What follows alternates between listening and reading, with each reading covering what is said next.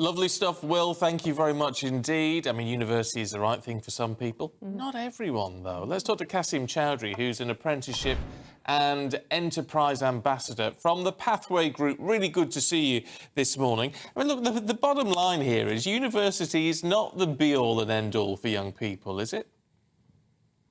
I don't think it is at all. And I think the conversation around apprenticeships and what they offer in comparison to going to university are parallel. I mean, time and time again, we're having these conversations on results day about what can students do when they don't get the grades they want at university, but actually apprenticeships need to be discussed at the same time as applying for university.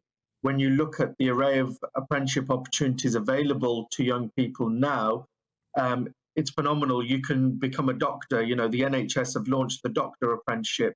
You can become a solicitor. You can become an accountant. You can become a technical engineer. There's so many opportunities through the apprenticeship route that, you know, when you compare it to going to university, actually, for a lot of people, doing an apprenticeship is a lot more appealing than going to university. Yeah, and Kasim, let's not forget the huge advantage of apprenticeships is that you can earn while you learn. In stark contrast to university, where you go, you pay exorbitant fees, and quite often your lecturers might be out on strike or refusing to mark your work. It's much better value for many people anyway to be getting apprenticeships these days, isn't it? Definitely, of course, the value of being paid while you're learning, while you're working. And I think what people forget as well is that when you're doing an apprenticeship, you've actually got a proper job. You're not sitting there making teas and coffees. You're employed by an organization to do a job. That comes first. The education element is secondary to your apprenticeship. So I think the focus on apprenticeships, people really do forget the experience element of it. And I'm just putting aside the fact that one, your qualification that you do is paid for you. Two, you're getting the experience. And I think three, you're getting paid to do it as well. And then, you know, there's always the debate about, you know, the minimum apprentice wage and whether it's high enough. But actually, when you compare that to going to university and the experience, the qualifications you're getting after an apprenticeship, you are still miles better than someone who's graduated from university.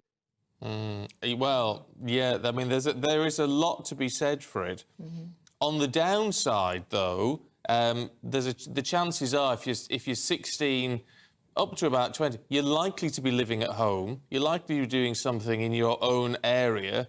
So that might be a downside for some people.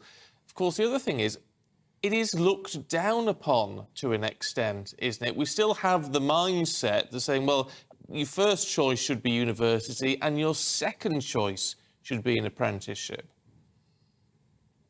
And like I said, as I started this this call with you guys, the reason that is because we're always having this conversation on results day. Why are we having the conversation about apprenticeships on A-level results day? Why are we not having the conversation about apprenticeships at the start of sixth form? And, you know, at year 11, when we're speaking to students, when we're asking them, what would you like to do? What are your next steps?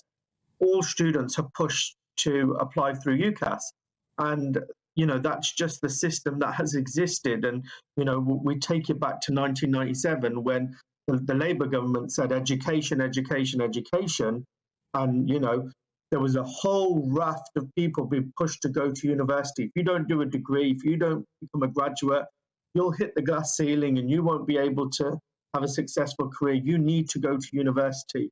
And that stuck. That, you know, that was a policy that came out in 1997. That policy is still there and embedded in our education system. People think that university is the be-all and end-all of getting into a career, and that is just not right. Yeah, it's funny. We were speaking to the Shadow Education Secretary this morning, of course, Labour, and it was a Labour initiative, the Education Initiative, that really ultimately led to the situation we're in today. And although she wouldn't say she regretted that policy, she was very much pushing the idea of apprenticeships, and it certainly seems both parties have now woken up to the fact that we simply cannot continue to be sending this proportion of students to university. Not least, I think the Institute for Fiscal Studies said that of every year's graduates that come out, around 70,000 would earn less than if they hadn't have got a degree. You're often better off going down the path you're selling to us this morning. Certainly, like I said, you know, what are degrees offering young people these days?